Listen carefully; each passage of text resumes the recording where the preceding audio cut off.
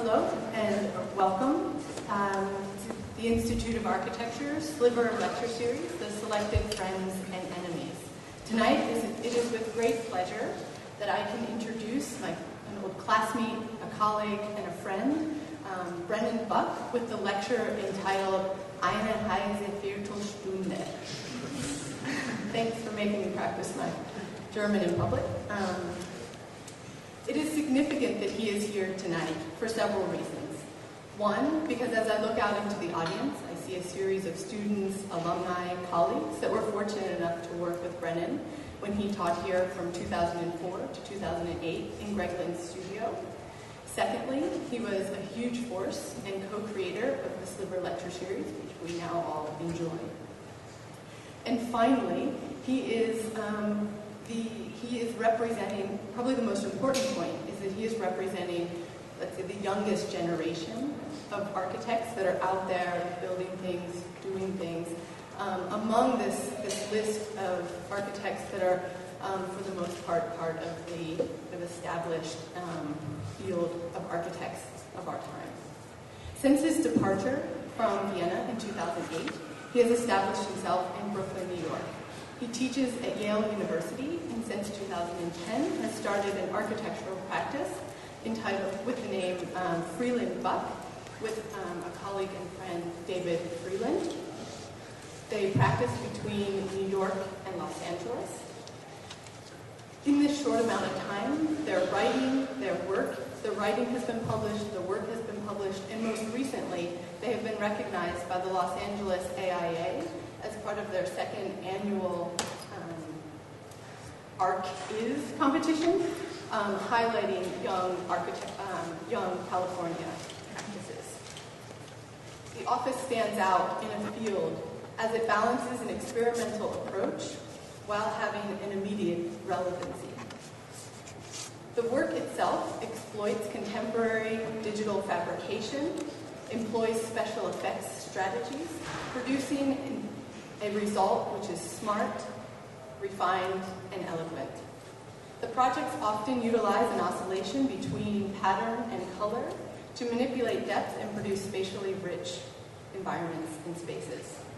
Brennan specifically approaches architecture with a calibrated combination of decisive gestures and subtle sensibilities, which I've always sort of admired and watched him resolve at a resolute posture. If you have not heard of him yet, I can assure you, you will. I know I will watch eagerly to see the development with a fair share of admiration and intrigue. Please help me welcome Brennan Buck.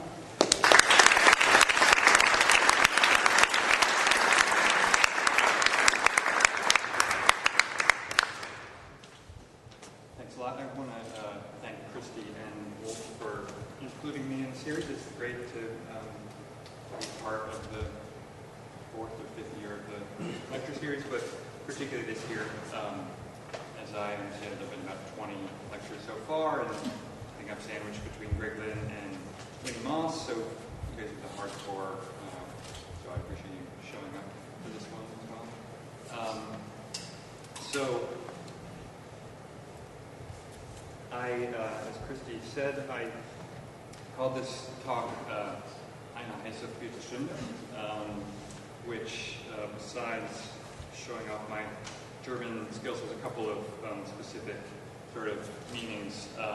One was that it was the name of a theory reader that Christian Muir and I put together for the Lynn class about 5 years ago about revolutionary moments in architecture in the 60s. But it's also for me a kind of, it's suggestive of my time here. I think that it'll be evident that a lot of the work I'll show has a kind of kernel that's here. But also, I think it's evocative of, for me anyway, of the Angewandte in general. I think there's a evaluation of time over place here. And so there's a sort of absorption in rapidly evolving images and ideas that may be more of the moment than specific to a locale. I think there's an energy and intensity to that kind of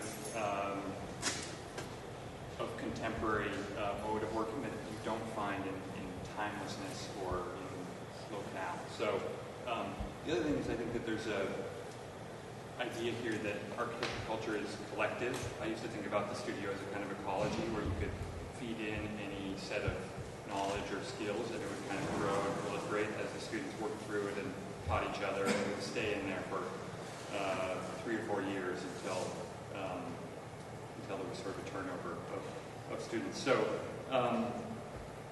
as Christy said, I was here for 4 years in the Lean class, and I think I want to talk about, I think there's a sort of origin of a lot of the work that's here, and I want to talk about it a little bit in relationship to Greg Lynn, and that's convenient because he was here 2 nights ago, and we just heard him lay out this argument about tectonics in the context of composite materials, of new forms of materials, and so I'm going to not repeat too much of that, but I'm going to agree with maybe 90 or 95% of what he said, but come out with the opposite conclusion, that there's some territory to be, there's some fertile ground in the expression of many parts as opposed to fewer.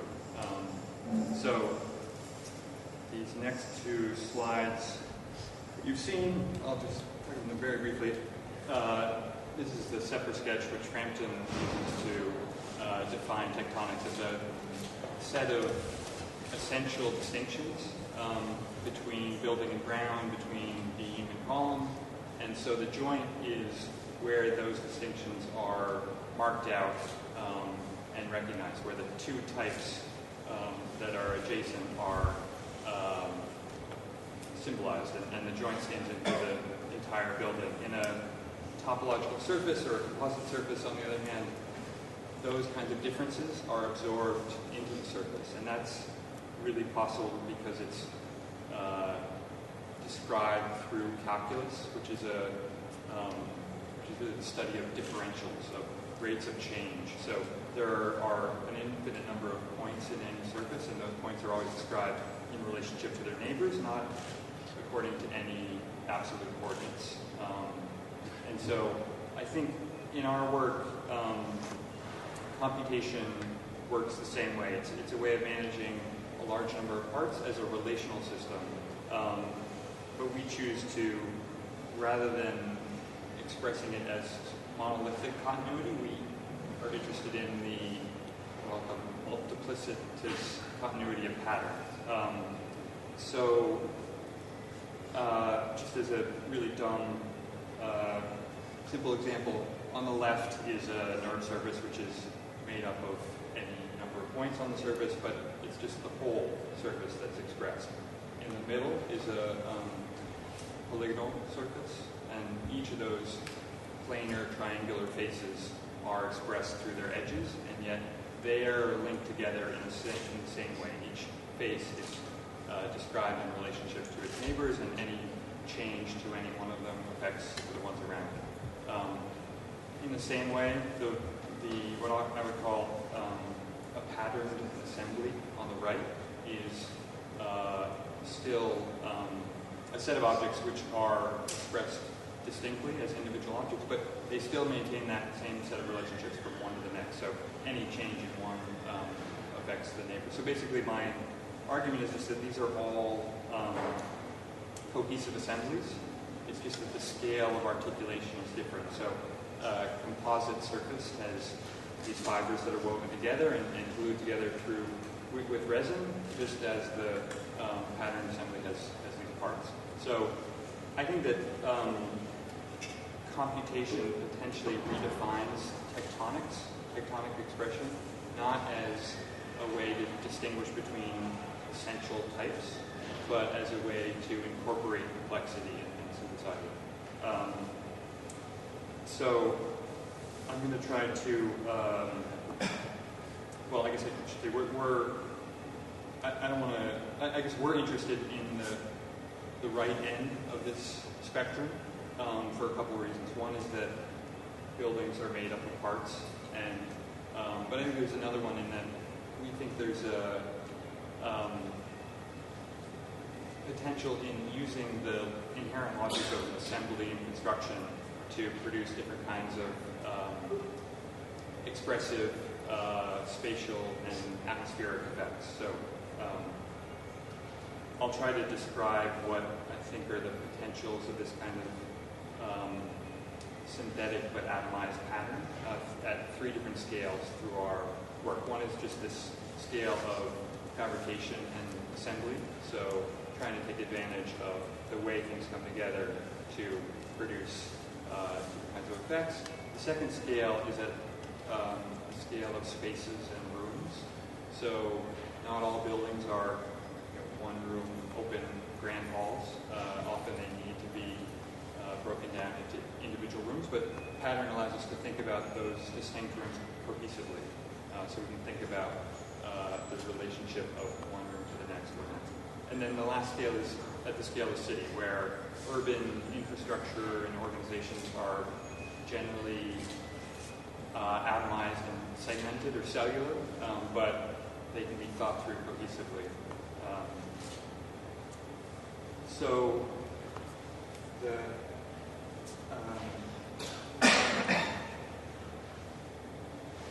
first project was done way over in Big Top Lines over there, and it's Technicolor Bloom, which was an installation project where we were trying to do 2 things. One was just build a set of doubly curved surfaces with only sheet construction, the most low-tech way that we could possibly think to do it.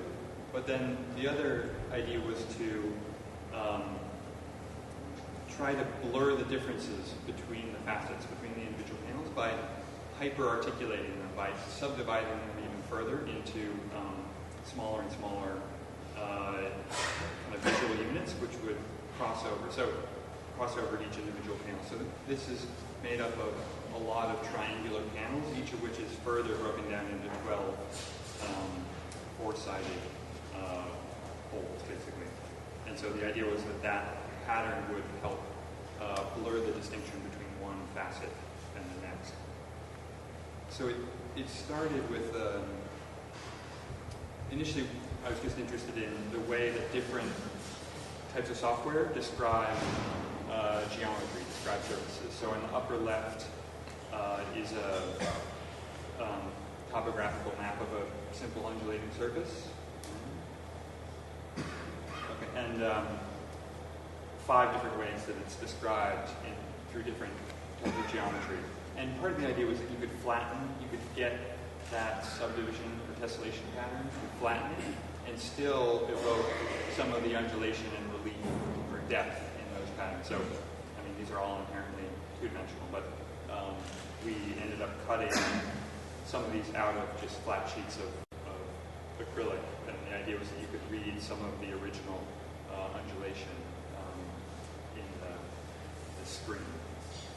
So when it came to the installation project in the Sliver Gallery, formally it was just a set of surfaces which would produce a kind of tunnel through the middle of the space and divide it in half and sort of interrupt and re-channel the flow of people through the space. But we were, as I said, interested in how we basically modeled this form, these 3 different surfaces, and then looked at different ways that we could describe that geometry through pattern. So, these we just went through a lot of different types. This one on the left here was the final version that we went with. But we just experimented with a lot of different ways of describing these surfaces and breaking them down. But I think that we thought about these we thought about these as generic, as basically the most sort of uniform and even way to break down those surfaces. And so we designed the form, and then we redesigned the pattern that produced the form. So we introduced a whole series of creases and concentric points of convergence as a way to produce different types of illusion in the surface. So the creases were intended to produce the effect of folds. Even sometimes there are actual folds in the surface, sometimes there aren't. the points of convergence are supposed to suggest forms that may or may not be there. So there's kind of at times the pattern reinforces the actual form that's there, and at times it undermines it. So we were kind of interested in just the experimentation and the relationship between the form and the pattern that produced it. So this is the bottom view, that kind of interior space which moves through the center of it. And then this is all three of those surfaces unfolded. And you can see the degree to which we were manipulating the pattern to produce all kinds of small micro symmetries and objects in the field.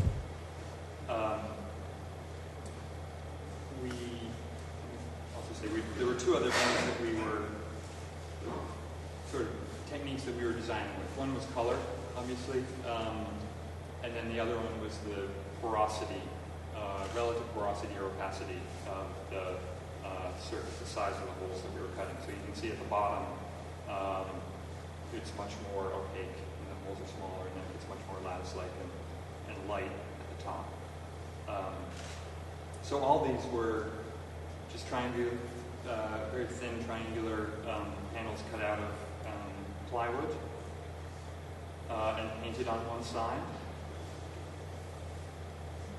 And then there were a lot of them. And then basically connected together as sandwich panels. So there were always two of these together, or almost always. And we painted the inside surface of one of the sandwich sides. So in other words, there are two outside surfaces and two inside surfaces in the sandwich panel. And the idea was that you would always, by painting one of the interior surfaces, you would always see that color through the screen of the white lattice sort of in front of it, or else looking in the other direction, you would just see the color on the edge of the holes as it was cut. So, and then we had many panels,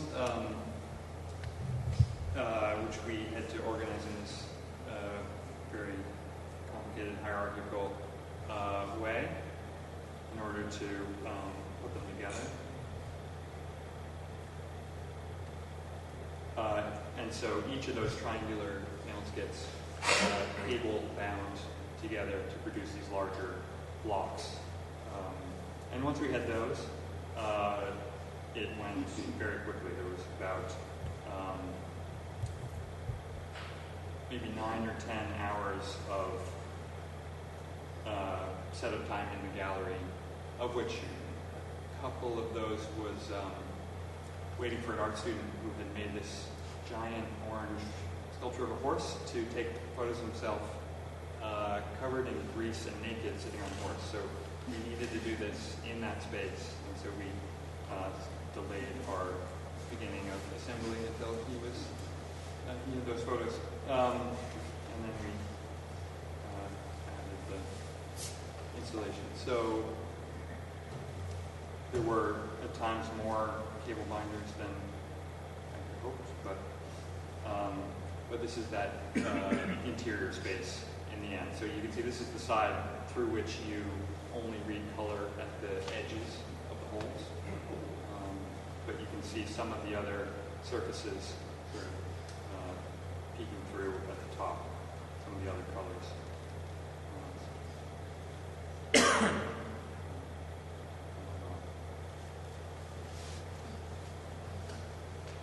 So this is sort of what I, to go back one, I think the types of points of convergence and the creases that we were trying to introduce or experiment with are visible here and also here, where at times they accentuate a corner, or at times they blur the kind of filleted continuity of the surfaces. And here, I think the degree to which we redesign the surface to produce these small figures and symmetries is pretty evident. So one other thing that we were interested in with the exhibition there was trying to use the intricate fineness of the actual structure to produce these really large drawings. So they're 2.5 meter drawings where they have very different effects from far away and from close up. They have a lot of really fine-grained detail, and so trying to think graphically about some of the effects that we were producing through the installation. So this project, the rest of these projects were collaborations with David Freeland, my business partner. And this project, in a way that this project also owes a lot to my time in the Lynn studio, there were a series of projects which we were calling surface poché projects, which produced a kind of porous mass from the laying up of many, many surfaces. One of those was Peter Victor's pavilion made entirely out of Tyvek paper. But so rather than, so that started me doing a series of studies that I was calling the surface poché studies, which rather than trying to produce continuity along a surface, would produce continuity through the depth, through extrusion.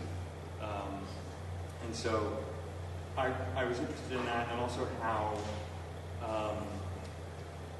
patterns may be broadly evocative of very sort of generic, general categories. So I think in a couple of the other projects I'll show, there's an interest in the boundary between representation and abstraction. And I think we never want to produce images that have a direct, obvious one-to-one meaning, but I think we are interested in trying to be evocative and evoke as broad categories as possible, or as a broad set of associations as possible. And so this was just an experiment with that to try to think about really general categories, including structure, natural or organic growth, and then this category which I called bank, which was inspired by Louis Sullivan's bank buildings in the Midwest, but is a kind of hierarchical, centric organization.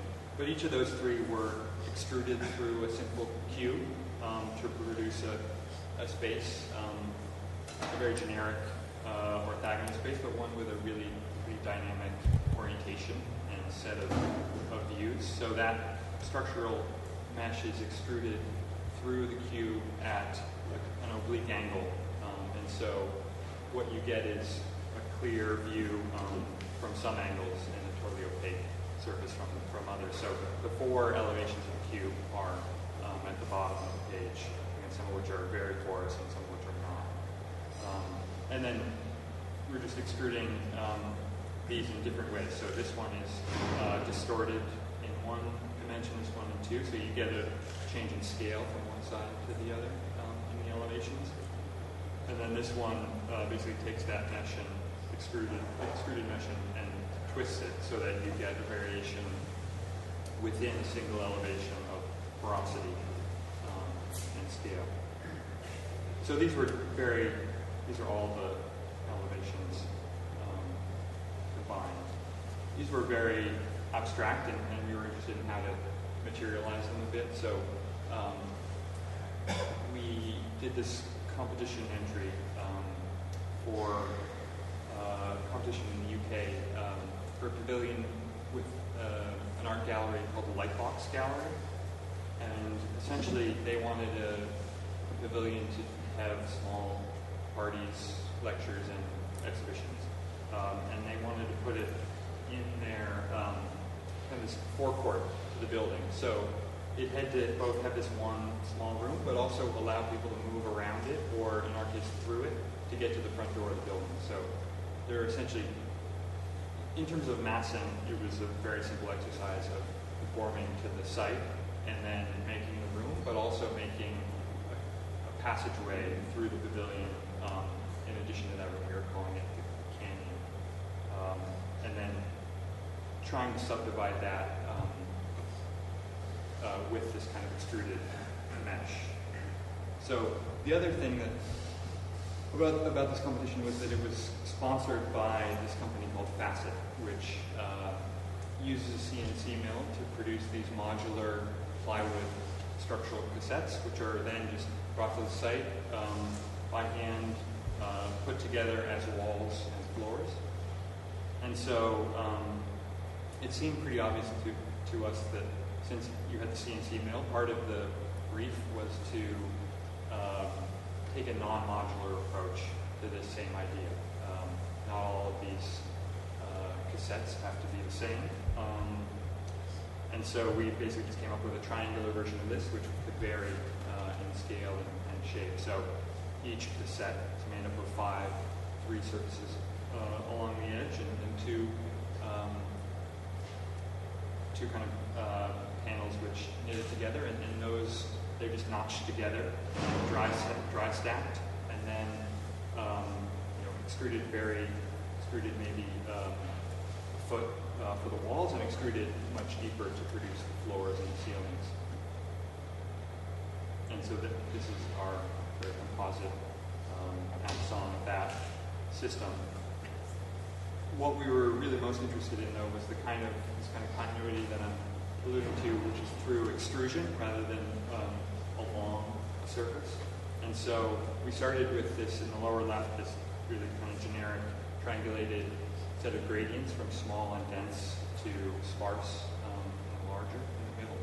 But as that pattern was extruded through, we had to deal with different things, sort of snapped to different geometries at each of the three, at the north wall, the south wall, and there. So at the north wall, the massing folded and bent, and it had to kind of align to that. It would do align to the roof.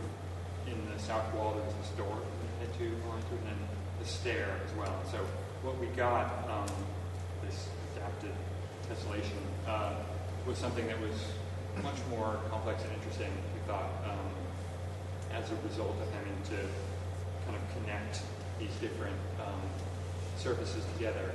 And the idea was that through this continuity of extrusion, you would feel a bit like you were in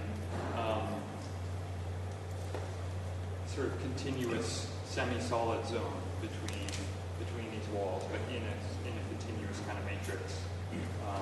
And so you get, this is the canyon, the passageway through, and it opened up a different way of producing these doubly curved surfaces for us, which was to produce them through the edge by trimming the edge. So the implied surface of all of these cut cassettes could be whatever we wanted it to. And then on the other side of that wall, in the lecture and gallery space, those are expressed differently, not as a continuous surface, but as each one is cut vertically, so it's a stack. Each one is individually sort of stepped out. That's the thing. With the gallery, the canyon, and then the stair to the roof. So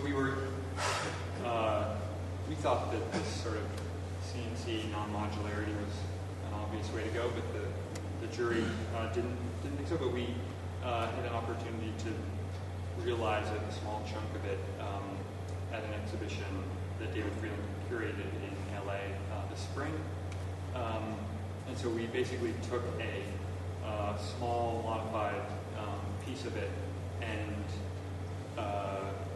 fabricated it. So it's a dry stack of these triangular units, which are expressed as a continuous surface on the inside and as this more masonry stack on the outside. And each of them is assembled individually, and then they notch together, but they also notch through from one to the next. So there's no adhesive, and in general they're extruded about a foot, but then at the ceiling they're extruded much deeper to enclose the space against the wall. And we also we used 5 different colors of white, or different tones of white stain, in order to exaggerate or reinforce this shift from the small panels to the larger ones.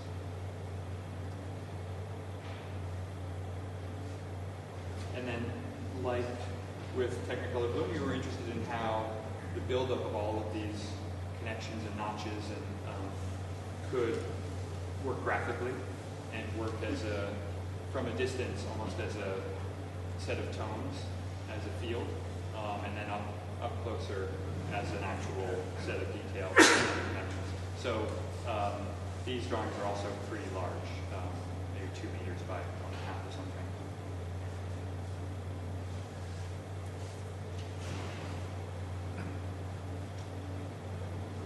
So that was the small scale, the fabrication and construction scale. This is the rooms and spaces scale. So this project is a house in Maine, which is the, for you, the northeastmost state in the U.S. And it's a very rural area. The site was forested, and we were really interested in the kind of space that the forest produces, which is a fairly dense, alternation of solid and void. And so in Maine, there are hunting is a really common hobby or a sport. And how it's often done is through these tree stands, which is just a platform in the tree, which you sit up there. You've got a longer view over across the forest, and you can see if any deer come by. But we were interested in the way that the deer stand could produce a similar kind of density or rhythm of solid and void that the forest does. So we, in the upper left, just mapped the forest itself, and then imagined a kind of bizarre repetition of these deer stand platforms between every 4 trees. And so what you get is a very even alternation of platform and void up in the upper right-hand corner. And then, given our massing, which was kind of a wedge, we tried to incorporate a series of solids and voids into that kind of continuous imagined matrix. So the other idea was that we didn't want to interrupt that continuous kind of alternation of the forest with the house. But the house is about a mile from the ocean on a hillside. And so we wanted to try to use the house itself, the footprint itself, as our tree clearing strategy. So we wouldn't remove any trees outside of that footprint, but as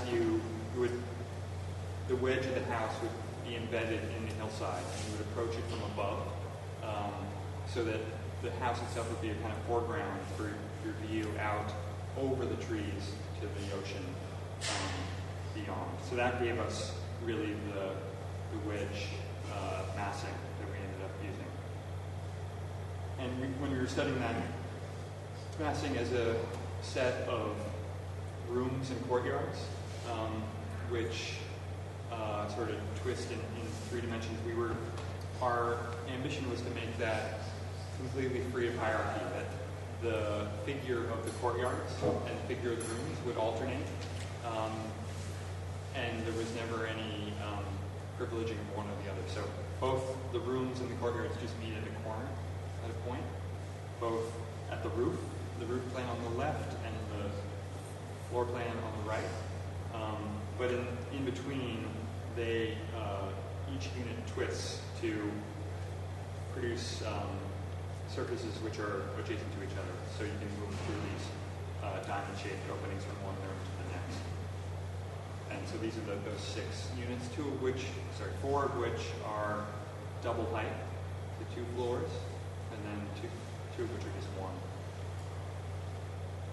And these are the kind of interior spaces you get. So there's a lot of looking through an outdoor space into another interior space. And the idea was that by weaving the exterior through the interior of the house, this is really a sort of vacation house which would be occupied intermittently. So you could get the different colors of light and the kind of exterior changing qualities of the seasons to invade the house as much as possible. And so these are the two floors. The top floor is where you come from above, from the left. The top floor is where all of the public spaces are, and then the lower level are where the bedrooms are kind of embedded in the hillside. And those are those two different levels, the upper level and one of the bedrooms in the lower level. And then this is the approach to the house, where, as I said, the rooftop of the house, which we were imagining as a kind of green roof, which would be whatever the forest floor was, depending on the season, would be growing on that roof. The roof is the foreground for the view out past the house to the ocean. And then you move down the steps and into the top floor of the house. So we were also, because the vegetation on that roof would change along with everything else, we were interested in how the figure of the courtyards and the rooms would shift as the tree canopy changed.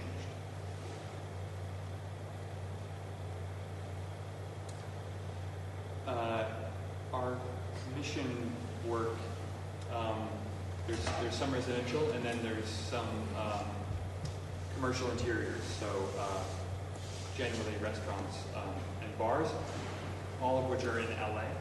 And so this is a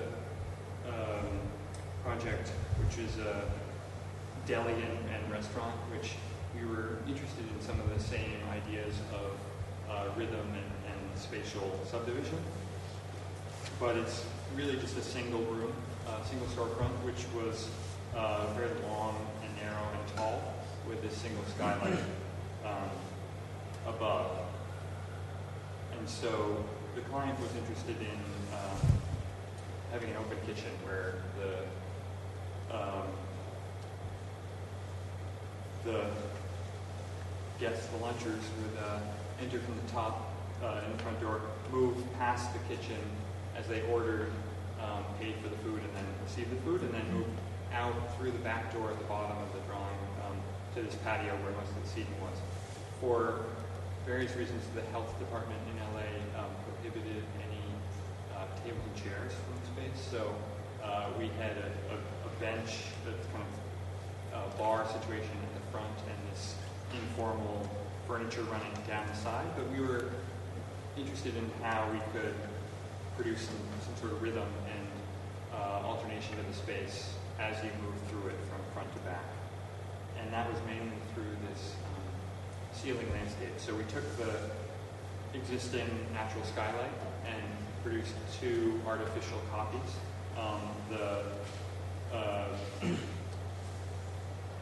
The original skylight is there, and then we repeated it twice for the front of the store to produce these three pretty dramatic light scoops. The ceiling was high enough that we could bring them down pretty low and have a lot of relief in the ceiling.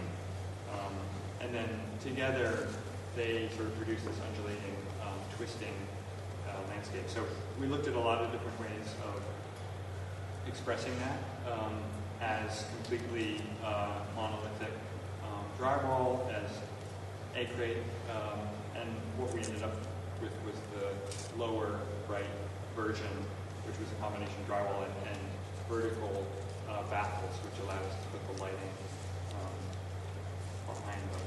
So this is the amount of height that we had and the degree to which we could come down from it. And then the drywall, which all these surfaces are twisted just enough that we could use drywall. And then this is when it's spackle and painted. And then this is the finished version of the space. So this is that procession back through the store out to the patio, like that, with the open kitchen on the left. And then in the front of the store, the restaurant, this front light scoop has a pretty imposing presence, both from one side and the other. And then the kind of landscape would be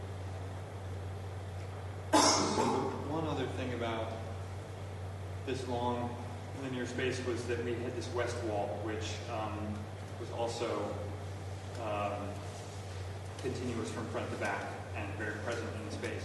And so the client was really interested in having this be a kind of slow food institution where everything was sourced locally and organically. And so they had this image in their head of the Alps, and that was sort of the image that they wanted to create, and they had a specific photograph.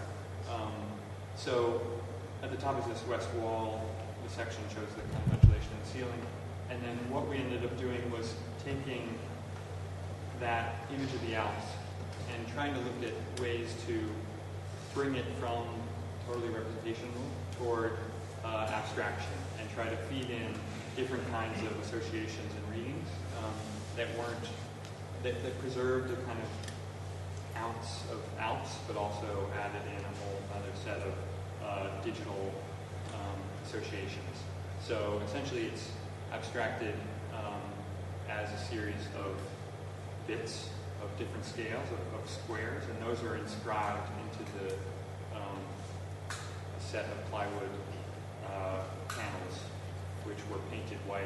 And so when it's milled away, you get the brown core of the depth of the MDF panel. So the idea was that you would have the kind of undulation and rhythm of the landscape, but it would be read through this really intense filter of kind of digital embossing. Okay, so this is the last project I'll show, and it's at the scale of the city. So here we were interested in how pattern could not just be geometric and organizational, but responsive over time. So this project is in Detroit, which is really famous for being probably the most dramatically shrinking city in the world. And so this chart at the top records the number of occupied houses, the number of abandoned houses, and then the number of vacant lots. So as jobs disappeared, people were moving out of the city over the last 30 or 40 years, and there was no one moving back in to buy their houses, so they just left them and abandoned them. And so they became sources of crime, and so the city started to demolish them, but they, as you can see from the kind of light gray bar, they had a difficult time keeping up, but there's this kind of slow and steady abandoning and demolition of houses in the city. And so we were looking at that pattern of vacancy, but also in the lower middle, the pattern of foreclosure, particularly after 2008, where if the majority of the vacant lots are in a kind of ring around the core of the city right now, the ring of foreclosed houses, which presumably will be abandoned and demolished fairly soon, sort of balloons out from there. And so what we anticipated, both in terms of numbers and geography on the right, is that this would be a kind of inexorable decrease in population. And so what you have is a situation where the remaining houses are surrounded by these vacant lots, just unoccupied land. And so in this aerial photo of one part of Detroit, the circles, the gray circles are remaining houses. So you can see that many blocks where there were 20, 30, 40 houses, there are now 2 or 3, and are sort of findings about the trends of foreclosure, and suggest that that'll spread through this neighborhood and through the city. So we were interested in trying to have a strategy which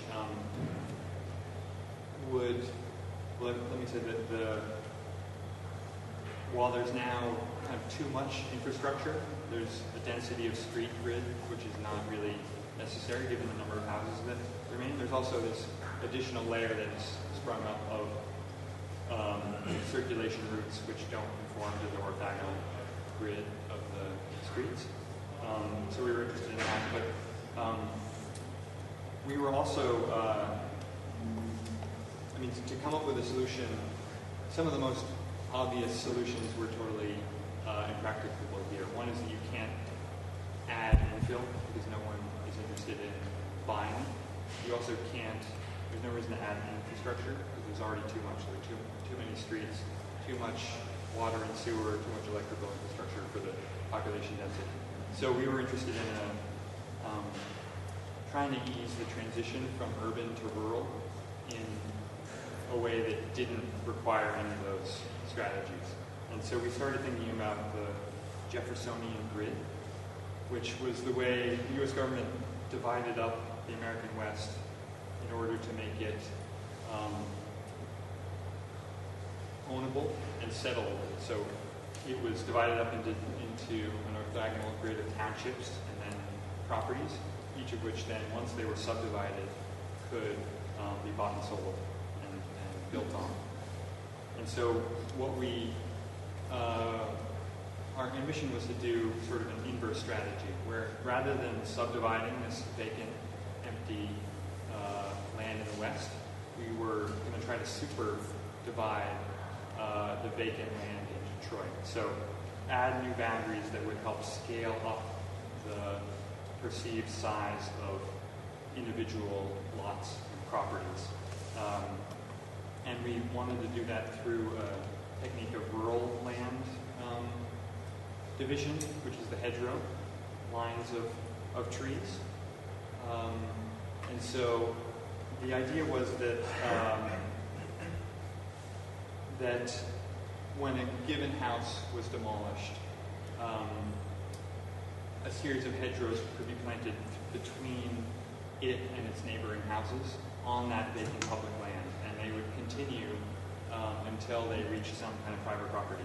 And what they would do was redivide that vacant territory so that rather than on the left, what you have now is tiny lots that are occupied, surrounded by vacant territory of what was once demolished, what was once houses but are now demolished.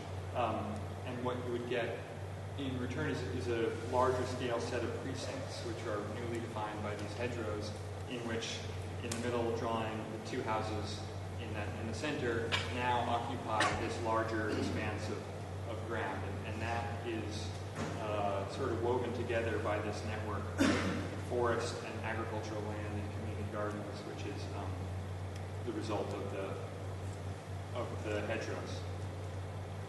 And so wanted this was a sort of algorithm which wasn't just geometric. It was geometric, but it was also responsive.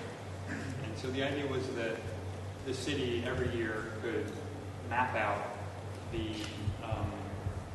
houses that had been demolished that year, and also map out the interest of different communities in this program. So the owners of nearby houses would be surveyed and asked, do you want to be included in this hedgerow program? And so based on those two maps, a series of hedgerows would be charted and then planted. And then the following year, those maps would be reproduced. And so as changes of demographic changes of interest in the program, each year would be incorporated into the algorithm, and it would adapt year by year by year. So it's also geometric in the sense that it's a very simple way of splitting the distance between a demolished house and its closest neighbors with these hedgerows, and those hedgerows were just extended as far as they could be through this vacant territory that remained. And so the initial kind of cluster of hedgerows would define a single vacant lot, which would be excavated and allowed to fill up as the storm drains emptied into it, as a kind of reservoir to help maintain the agricultural fields which grew up around it and the hedgerows themselves. So over time, these clusters of hedgerows grow together to produce a kind of network of forested land, agricultural fields, community gardens. And this is the spatial idea. So if right now you have a series of houses in an undifferentiated, abandoned area, through the redivision of that land, you start to get more clearly defined precincts, where at the bottom you get a forested zone, a zone for those two houses, which is sort of directly associated with them. It's reservoir, then fields, etc. So I think even we were worried about even getting involved in sort of legal redefinitions of ownership of the property. So basically, there would be no legal wrangling necessary, because just through the planting of these trees, we think that the perceived boundaries of the city would change and would scale up to a rural scale as opposed to an urban scale. And so this longer term, this strategy would be aimed not just at transitioning to that rural scale, but also starting to stabilize the houses that remain and the communities that remain as an archipelago of smaller villages surrounded by and woven together by this network of hedgerows and agricultural fields. And that's it. Thanks.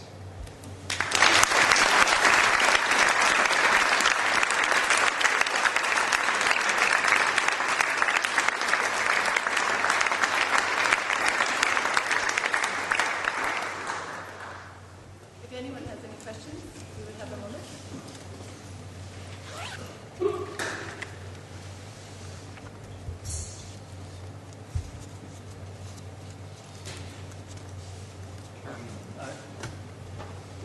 Thank you for the lecture. I wondered, with the last example you showed, it's a very interesting problem in urban cities. I wonder, from other points of view, if it's even justified to maintain the sprawl in a way. What you create is a lot of sprawled villages, which is aesthetically quite pleasing and probably also improving the quality of life there. That's why you stabilize them. But of course, we know that we need a lot of infrastructure to maintain them. Did you give this a thought? I mean, I think one of our initial assumptions was that there was already a tremendous amount of infrastructure there, and that in fact we wanted to think about ways of reusing or changing the use of some of that. So in a lot of situations, these hedgerows actually run through the streets and cut them off, and they're then potentially sports and that sort of thing. I think that the observation that there's still a kind of sprawl to the proposal is definitely valid. I guess there's a lot of pride in any city and a lot of history, and that's certainly true in Detroit. And so we feel like there's a sort of radical change inherent to this. I mean, accepting that the population is going to continue to decline may or may not be very popular there. And so I guess we sort of saw this as a kind of middle ground between accepting that the city was going to be gone and dead, and some sort of transition which might actually be possible. Not do this topic.